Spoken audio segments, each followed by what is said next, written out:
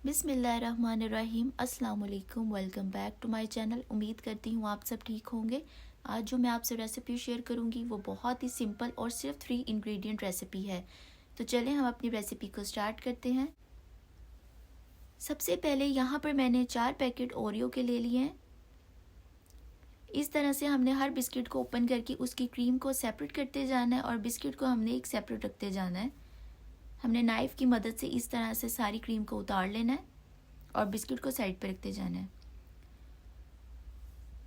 उसके बाद हमने सारे बिस्किट को बिल्कुल छोटा छोटा से इस तरह से तोड़ लेना है। यहाँ पर मैंने 1 कप गरम दूध का लिया था और थोड़ा थोड़ा करके अपने बिस्किट्स के ऊपर डाल रही हूँ और फिर उसको अच्छे से हमने मैश कर लेना है, एक बैटर बना लेना है बिस्किट्स का।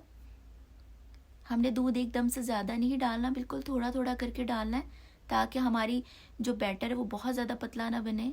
उसके बाद मैंने यहाँ पे 1.5 टीस्पून बेकिंग पाउडर का शामिल किया है। इसको डाल के हम अच्छे से मिक्स कर लेंगे।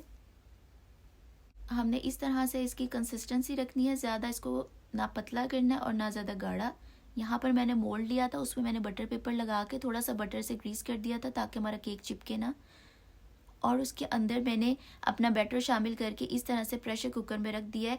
आप किसी भी चीज़ के ऊपर अपना जो मोल्ड है वो रख सकते हैं। मैंने यहाँ पे स्टीमर स्टैंड के ऊपर रखा था और 45 मिनट्स के लिए मैंने इसको जो है केक को पका लिया था। बिल्कुल लो आंच के ऊपर पकाना है।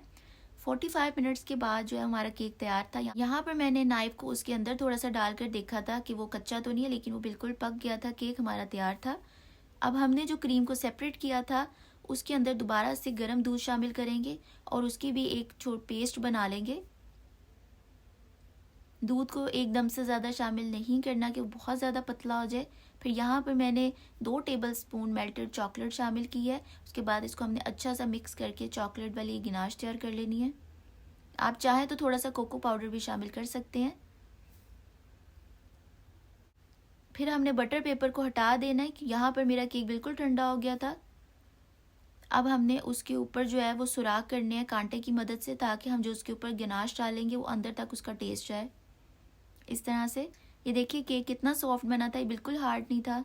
अब हमने जो चॉकलेट गनाश तैयार की थी वो पूरे केक के ऊपर अच्छे से डाल देंगे।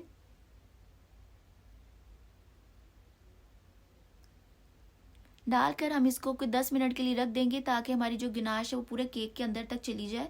उसके बाद यहाँ पर मैंने बिस्किट का क्रम्स यूज़ किया था। आप चाहें तो चॉकलेट भी डाल सकते हैं, कोई क्रीम भी डाल सकते हैं, वो आपकी अपनी मर्ज़ी है, जैसे आप पसंद करें। यहाँ पे मेरा केक तैयार हो गया था। ये बहुत ही जल्दी और बहुत ही मज़े का बना था। सिर्फ ओरियो बिस्किट और दूध के साथ हमने इसको तैयार किया और कोई इसमें ज़्यादा इंग्रेडिएंट नहीं गई। बहुत ईजी है, आप इसको ज़रूर एक दफ़ा ट्राई करें। अगर आपको मेरी रेसिपी अच्छी लगे तो मेरे चैनल को लाइक सब्सक्राइब ज़रूर कर दें। Thanks for watching the video. अल्लाह हाफिज़।